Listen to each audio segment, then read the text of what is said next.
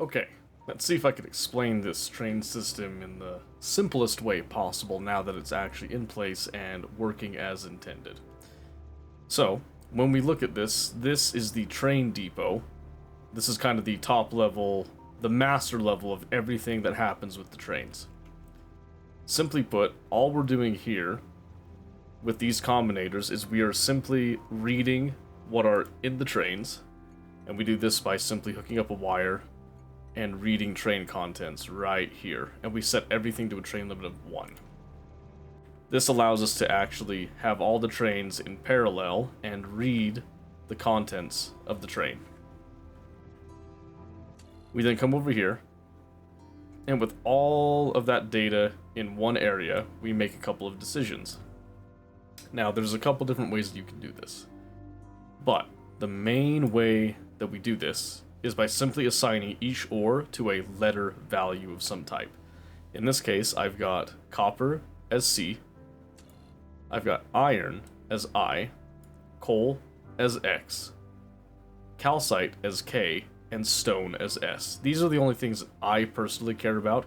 You can add uranium into this if you want to, but I tend to just have uranium be a 1-to-1. I don't really get a lot of uranium because you tend to just make uranium last a really long time. All of these are now divided by 8,000, which is the value of 2 train loads, because each train has 2 wagons, and we can hover over here and see that each wagon is worth 2,000 of any particular ore. So, 4,000 per train, and a base limit of 2 trains worth. Anything over that, and the train will just sit here, as it's already done with the coal, because we made a couple of mistakes. And it will simply bank these until it is ready to go to a drop-off station, such as this one over here. That's the bare bone basics right there. And then we make sure that we set this letter value turns on if we are at or above this level, meaning that we have 2 trains worth. Once we've established that, we then hook that up to the actual wireless network with the red signal. And we're going to keep this on the red signal and use that to make some decisions later on. If we come over here, you'll see that in our game blueprints, along with some of the other stuff that we've made for this, we've come over here and made ourselves an ore system book as well. We can right click on a book to open it, and we can see all of our stuff contained on the inside. So what you see here is we have a smart ore pickup, a smart ore depot, which is what you're seeing right here, and then we have this test that we've put down, which is essentially how we are replicating our trains. The behavior of each train can simply be done by clicking on one of these trains and looking over here on the left. A better example would be to look for a train that is currently empty. So how about we look at one that is emptying? So you can see right here that we have them sitting at the depot with the condition of waiting until an ore pickup is not full. This isn't actually necessary, I found out. You can actually completely get rid of this and be completely fine. But I like it because this allows them to all come to the station as a common ground point and then get assigned out. It tends to just keep things a little bit cleaner sometimes. But we can absolutely take this away and have no adverse effects at this time. The most important things that I found is when we come down to interrupts. The first thing that we always do when we put this at the top every time, because this is going to go sequential down, we want to always make sure that we have refueling as the top priority. If this triggers, we want this to happen before anything else and then carry on with what we're doing. Train interrupts are pretty interesting. So these operate as a conditional basis. Usually this is checked every time that we leave a station. So in this case, we've gone and we've picked up coal and we're now sitting at the station. Nothing else is going to happen until we have actually left the station. And in this case, we're leaving when this drop is not full, which is also why we don't really need this to be here. So, we look for the condition when our fuel has gotten below 3 rocket fuel. When that happens, we simply go to the refuel station until we're completely full. Our refuel stations are right here. We have 2 of them just in case things tend to be on different sides of the track, and we can also service multiple trains at once if that ends up being a problem. We also have it set up here to take anything that's not rocket fuel out, just in case we have legacy trains that are still on coal. We want to make sure that when we convert those over to this fuel, that they get the correct fuel put in. Coming back to our trains, we then have a couple of conditions here. We're going to work from the bottom up because this is the order of priority that we're going to have. So first thing it's going to do, we're going to sit here at the depot, and our cargo inventory is empty, and then our target is to go to any ore pickup that is currently not full, and then fill up our cargo inventory. There's a couple different ways you can actually set this up. This is just a simple one that I found that's pretty easy to understand. This works pretty decently. Then we go over to our cargo delivery, and this is based on the condition of what is in our cargo. We've talked about this a couple times. Basically, we can come over here to the unsorted, and there is an item parameter wildcard signal. So we're going to put that signal in greater than 0, meaning that we have anything existing in here. And we're going to use that item parameter as well in the name. You can see if I click this, it says no stops with this name exist. This is true because what does exist is the actual assigned value of the ore and the drop. That is the difference here. Then we come over here to depot with cargo, which is pretty much what these guys are generally in the state of right now. We are sitting here and we have cargo in inventory. This allows us to make sure, even if we have partial cargo for whatever reason, we're sitting here, we have something, and we're waiting until that something's drop is no longer full. So we have cargo and the drop is full. We then go to the depot until this drop is not full, which is similar to what we've done right here, except that we've assigned a drop instead of a pickup there. And then notice here we do put allow interrupting other conditions, because sometimes we get situations that we do want that to happen. Same thing with this one, not all the time, but sometimes we do want this to interrupt other stuff. There are ways to improve this, but I felt like this was a pretty decent beginner level interrupt system. You just use 4 interrupts, and this refuel logic you can use for all of your trains. Depot with cargo and or pickup logic are going to be kind of your main deals. Cargo delivery will feed into anything here as long as it's able to have cargo. It should be able to drop off said cargo as well. Now, the real tricky part is not the interrupts, but is in fact the pickups that you see scattered around the map. Let's come down here to an iron one to start with. Now, this doesn't matter too terribly how you set this up. The only thing that truly matters is how you handle calculating your train limits and then making sure that you check that a condition doesn't turn the trains off here. So let's walk through this. The first thing we have is an arithmetic combinator for each row of chests. In this particular case, we're just taking that and dividing by 50, which is the stack size. 4 steel chests, 48 apiece, gives us 192. Alright, we then come over here. This is the exact same thing, 192, but we have them designated as front and rear, F and R. Now, we then are going to come over here to this decider combinator, and we're going to make sure that the front and the rear are both above 40. And then because these are even, we're just going to simplify our calculations, and we're going to allow forward to come through. So we're only going to have half of the signals actually come through here. Then we're going to come over here, take that signal and divide it by 40 and output L. L being the actual train limit signal. Now normally, this is where you would hook it straight up to the train station and automatically set the limits. But we've added another step over to this decider combinator, which is going to take a green output signal into its input, but then a red input signal into its input. And all it's going to check is if I does not equal 1. So if I does not equal 1, this means that we have a need for iron. Because see here, we have C, which we agreed was copper, and X, which was for coal, I believe. But iron is not actually factored in here. And so what happens is we're now going to take that L signal and allow it to come through. If this is not met, we just turn off the L signal entirely. Then we come over to the train stop or pickup. You notice we have 5 of these. and we just have set train limit. This send train comes on by default. I don't really care one way or another with it. It usually doesn't matter, but you can turn this off if you're feeling self-conscious about it. But this is the important one, is the set train limit, and it defaults to L. You can see there's a little 4. Come over here to the left. This is grayed out. I can't interact with it. This is set to 4. And you can see here, this isn't going to interfere if there's a bunch of trains stacked up here, so it's fine however big the limit actually gets there. And all of the ore pickups will operate similarly, which is exactly why we have a blueprint here for a smart ore pickup.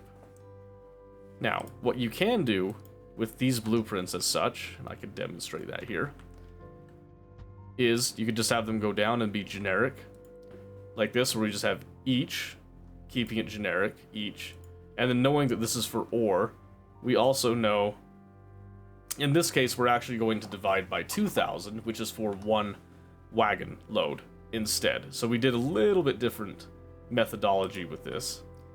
And then with that, we are then flowing through the R signal instead of the front. Don't really know why I did that. But then we're taking this one, in this case is iron, but that's a problem. It's not always going to be iron. So we can change this, and we should change this. So what I'm going to do is I'm going to come in here, and we're going to click on parameterize. And then we're going to take this, I, and we are going to make it a parameter. And this is going to be the symbol of ore. Now, I'm going to save this. And what's going to happen is now when I put this down, I will be prompted. Symbol of ore at the top, and then this is one you kind of have to generally remember what it is you set. So in this case, we look at our list, and I say that I want stone. That's pretty easy. We just hit S. And now when we come over here, we can see it's ore pickup, and S is the signal that we are checking that exists over here. Another thing that we want to change is this. We're kind of looking for S in general on all the signals, but it's not exactly the cleanest thing to do. So generally speaking, it would be simpler to just check it on the red signal coming from here and keep the green signal isolated. But right now, this isn't actually all that important. So for this particular case, we won't do that. Okay. This allows us just to go ahead and slap down a generic little station without having to grind out the particular details every single time.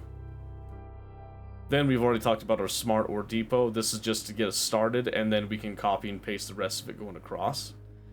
Now this is the biggest thing, is the drop-offs. Drop-offs are interesting because these ones actually do not care about what is on the wireless signal. These are the ones that are requesting all the time. These ones should turn on and only care about what is immediately in the local area.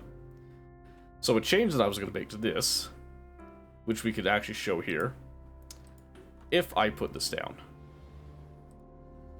you can see here that there's an ore symbol and a train maximum. Okay, so I've already parameterized this one, and just to kind of showcase this in a more extreme fashion, we're going to do 15, which is an unreasonable number, and then I am going to set this arbitrarily to something like copper.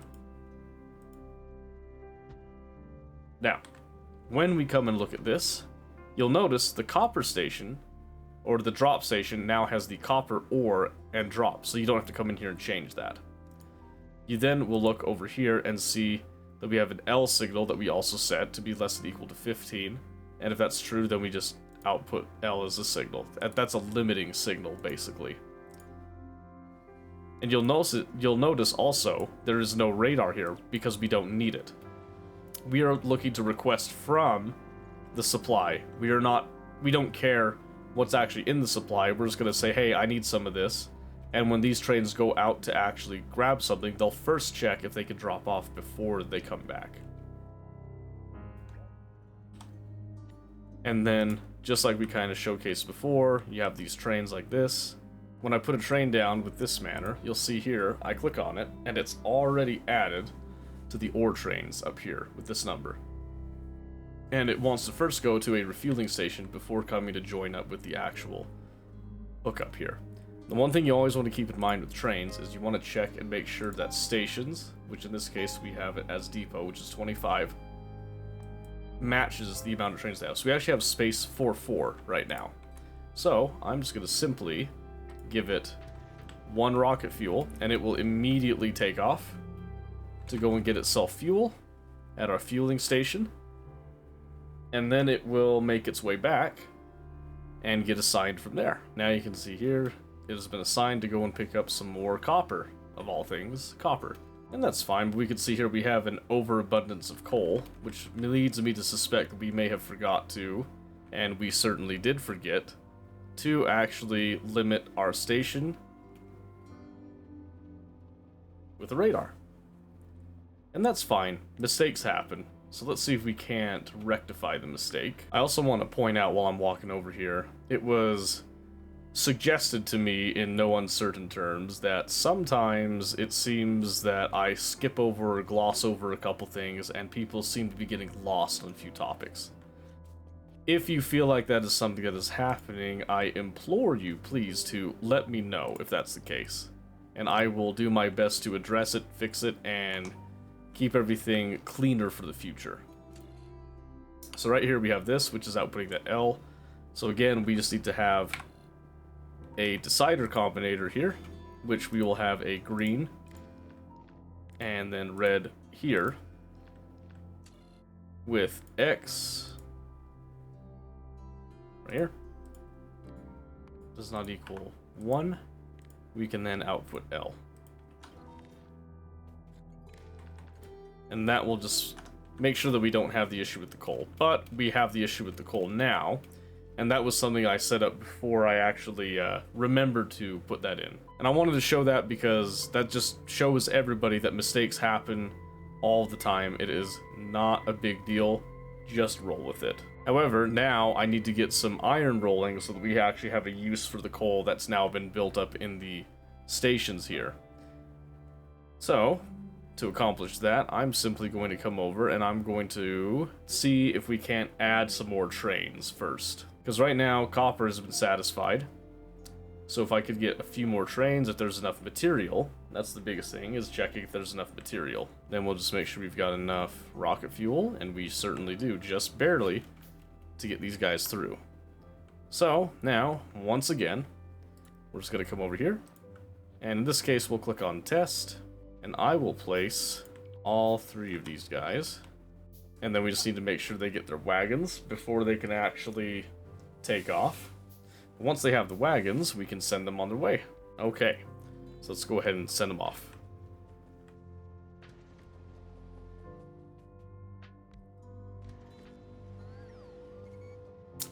And just like that, there they go to go get some more fuel and return to work. You can see there, one of them actually went to that secondary fuel station ahead of this first one, which is perfect. That train is off, presumably to go and get some iron. And of course, there are ways to improve the system. As always, there's always going to be room for improvement. But this is a good, solid foundation that will give us some working product in just a bit. In fact, you can see here that we've got one train that came over here with a train limit of 1 that we've limited because of this area being somewhere critical for defense supply. And then we have the second mine down here, which actually will load faster anyway and will give us our beautiful flow of iron back to us once again. And by eating through some more iron, our coal will eventually also see it getting its use, and we should begin to see trains get freed up from that. And just like that, we are back in business. And hopefully with no more delays due to overloading our train depots with unnecessary amounts of coal. So one thing I am noticing is that sometimes these trains will immediately come back in situations that they don't need to come back. So we're going to try to make a minor change by simply taking away that and then looking at ore pickup logic. We're just going to check that we have empty cargo inventory instead of forcing us to be at the depot. by doing this change, what we should end up seeing now is instead of being forced to go back to the depot, which is a slight inefficiency, we are simply going to see if we have a need to go somewhere, and we'll just immediately go there. So now, trains that are active are able to be out and remain active without having to come back to the depot every single time, which also will help us save on fuel costs a little bit. And who doesn't like saving on fuel costs in today's economy? So, the final version of this is essentially when these are empty, you have an depot with no wait condition. You then have your refuel logic. And I'll hold this right here so you can kind of see it. I wish I could put multiple of these up, and maybe I'll edit it in to see a few more of these up here. And then you've got this depot with cargo. The actual cargo delivery logic. And finally, your ore pickup logic, which we have removed the need to be at a station. We just see if we have empty cargo inventory, and then we try to get there. And if this doesn't trigger, we just go back to the depot like normal. And there you have it. Now these trains will be out and about and will continue to supply the iron that is required. And then when coal is needed, one of these will get dispatched to fill the coal until we have some more free space. And the copper will also get dispatched as needed. There is, of course, way too many trains sitting on coal, but eventually we'll eat through the coal. Just not quickly. And there you go. That is the general overlook of the train system. So, like I kind of mentioned before a little bit, I have had a comment bringing to my attention that some people are getting lost with a few of the topics that we've been covering here. If anyone feels at any point for any reason that I have not covered something very well in depth, or I need to do more, or there's something that kind of got glossed over that needs a little bit more love and attention, please do let me know, and I will do my best to either answer it in a comment, or we could address it in a separate new video that I'll make, or you can even come and ask me live, and I can come straight into the world and show things in real time to help everybody easing along in the process. So yeah, this is what I got for this system right here. Hopefully you get a good idea of how it works and how we've implemented it. I will provide a link to the blueprint book that you can then use and tweak and try to understand it yourself in the description down below. And I hope that helps answer a few questions and get you a semi-solid train system that you can improve and expand upon later on. So without further ado, I hope you guys have a great time, and keep on trucking. Keep on trucking.